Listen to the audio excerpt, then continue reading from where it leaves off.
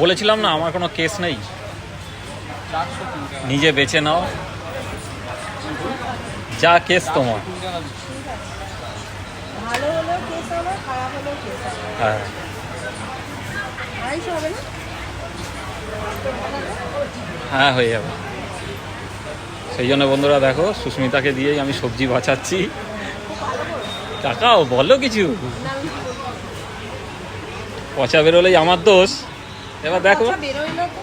এই দাদার দোকান থেকে সবজি নিলে কোনো সবজি পচা বেরোয় না, এটা বললে এটা গ্যারান্টি। হ্যাঁ, এটা বলা যাবে না। আর এর আমি আগেও তোমরা অনেকে দেখেছো এখান থেকে আমি নিই, এত বড় বাজার থাকতেও আমি এই দাদার কাছ থেকে সবজি নিই। টাটকা সবজি, Fresh সবজি। সুন্দর সবজি, শুধু নো আজকে বাসি নো পচা। ফুল পাতাগুলো একটু শুকিয়ে গেছে গরমে, ফ্যানের হাওয়াতে। ফ্যানের হাওয়াতে। আর একটা উঠছে ধরো। তবে এর আগের দিন না, মানে উচ্ছে অবশ্য ভেতরে তো কি থাকবে না থাকবে, দাদা এবার কি করে বুঝবে, আমরা এটা কি করে বুঝবো? হ্যাঁ।